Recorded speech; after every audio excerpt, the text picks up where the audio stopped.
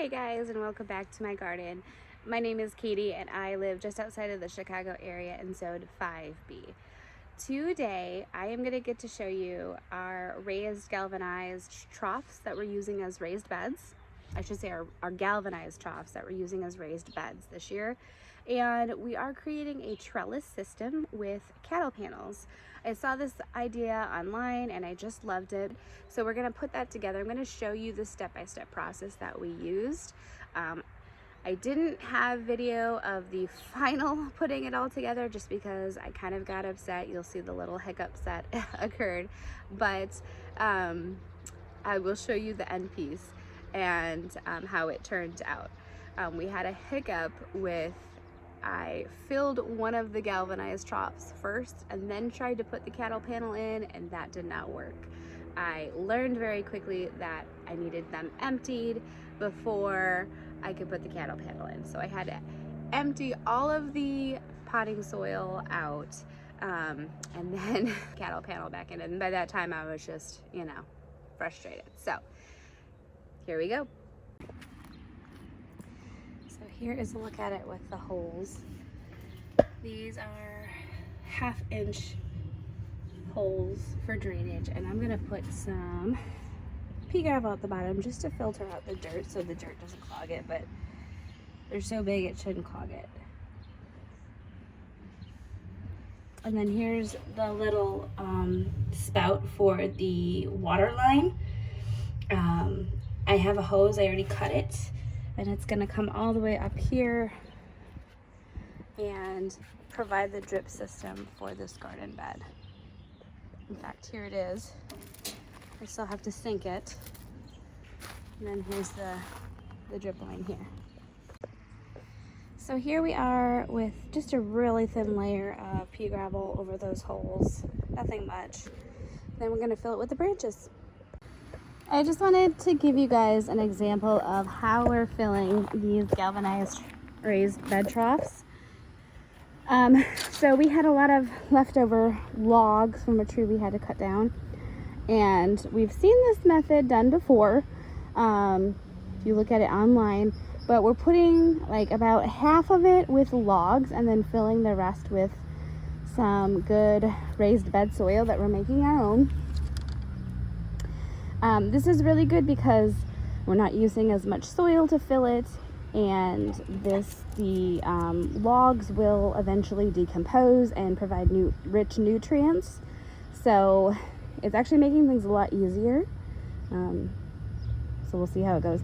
In our other bed we did the same thing, but there was a lot more twigs and branches in that one. We also had some leftover plants like ferns that had died off from last year that we put in there. So they're really two different types of fills, and we are gonna see which one is more successful. All right, you guys, so that is the finished raised bed. As you can see, it's a little bit wonky. We're gonna have to fix that next year. I am not emptying everything out again. I found that it was easier if I put the cattle panel in first and then filled around it. We did use the method to fill them with putting in logs. We had extra logs left over from a tree that we had cut down just because it was in a bad position. And so we filled the bottom of these galvanized beds with logs. There is a method, I can't, Hugelkultur something. I'll link it below or post it below, but it really helps to not have to just fill it so much with raised bed soil. So it's a little bit more economical. The logs do break down over time and actually provide like a little bit of compost in there, so it's really sustainable. We made our own raised bed fill. I did a mixture of peat moss, compost, and then vermiculite or perlite, whichever one you want. Maybe one day I'll do a video with the actual recipe of it, but it's kind of like cooking. I just eyeball it and whatever feels right. I've done this, I've made my own raised bed and potting soil for a while now, and it's always seemed to work out pretty well. So we put 9, because we did have to put drainage holes in here, 9 1/2 inch holes at the bottom. So it was like 1 2 3 1 2 3 1 2 3 on each of them. And then these are just regular like garden, heavy duty garden stakes, and we zip tied them. I probably will need to get stronger zip ties, although it is holding up just fine at the moment. These troughs, they're galvanized troughs we got at Farm and Fleet. I like them because of the height. I have to keep critters out of my gardens. I have to keep my dogs from jumping in my garden beds. So these actually, this height works perfectly. I've seen others that were more expensive and shorter, so I'm really happy with the size of these. You can see we did plug in an irrigation system before we even, let me get out the shadow. So if you see at the bottom, there is the hose or the line for the irrigation. I dropped this line and it goes all the way over there. And then there's another one on this side. I haven't dropped that in yet or buried it yet. So this one I've started. You can see I'm gonna plug in a 1/4 inch. My dogs are going crazy. I'm gonna end up plugging in like a 1/4 inch tubing in here to go all the way around. So the plan is, this is a cattle panel, by the way, that we got at Farm and Fleet, is to trellis some veggies on this arch here, and it will cover that and make it look kind of cool and fun. I think I planted too much in this bed. So I did, on each end, I did a strawberry. So we got the strawberries here and the strawberry there. Here is a cucumber that I'm gonna trellis. And then I planted a couple of different things in here. I'm not sure, I should have marked what they were, but I know I planted some green beans, string beans in here that are on the vine. And I think on the other side, I planted little mini pumpkins and sugar snap peas. I just got so excited that I just started putting things in, and I don't think I was paying attention to how much might actually be trellising on here. Sorry about that, my dogs were going a little crazy. So yeah, I ended up putting a lot in here. I might have to cut it back. We'll see how it goes. It's an experiment. It's all an experiment. I did put one of my mini tomatoes here. I think it's the mini bells. I'll put the name of it. I started that from seed, and they came from Baker Creek Seeds. It's a much smaller variety, so it should just get like yay high. It shouldn't get too big. It did get a little funky bunks though, because it got a little cold last night. We should be past the frost point, but so you can see some of my seedlings are popping up here. Okay, and then on this side, more of those tomatoes right here. Again, they don't get very big. They're meant to be like small, so they're not gonna get super tall.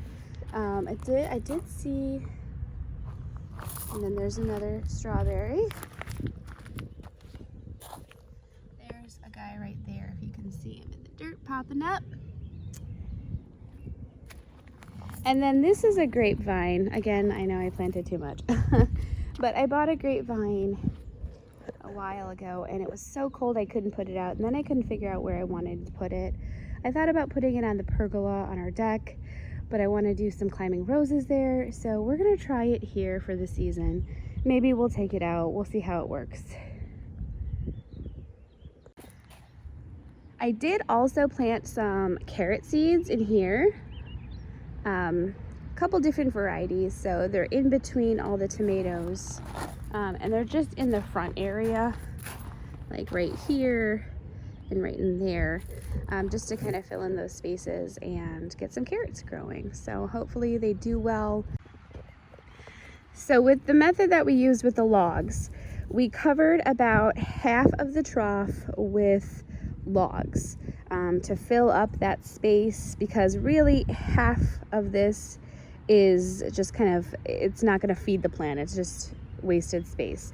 So we filled up half of this trough with the logs, and then so once we put the holes into the trough for drainage, we did just a light layer of pea gravel, and that was really to kind of filter out any dirt that might come through and clog up those holes. Those holes are 1/2 inch, so it's going to take a lot to clog them up, but we just wanted to put a light layer in there. And then we started layering the logs. The logs go about halfway up, I'd say. This is just straight logs. This is logs and twigs, and we did, there's like twigs in there, and I think there was like a leftover fern from last year. So we kind of shoved that in the bottom. Just to have a place to put some stuff, and maybe like a mini compost on the bottom. So they're filled 2 different ways, and we're gonna see how they work out. But after we filled it about halfway, that's when we started layering the raised garden bed soil. So I do, it might come down a little bit, the level of this, just because with rain and when it starts to compress, we'll have to add more next year, and that's fine. But I actually didn't use as much raised garden soil as I thought I would. I think each bag took about 3 of those huge compacted bags of peat moss, and then obviously there's a little bit of compost in there and a little bit of the perlite. But I mean, it didn't take too much to fill them like I thought. I was thinking several bags. So it wasn't that hard to actually fill them once we got the logs layered in there. All right, guys, thank you so much for watching today, and that is it for our raised trough beds. Let me know in the comments if you have any questions about what we did, how we filled it. I'm really excited for this new garden bed this year. And if you like what you saw today, make sure you subscribe if you want to see more. Make sure to like this video, and if you guys want to see more of my videos, make sure to subscribe. Thanks again, and have a great day. All right, guys, and that is it for our video today. If you have any questions about how we filled our raised beds or the trellis system, make sure to leave them in the comments. Thank you so much for watching today.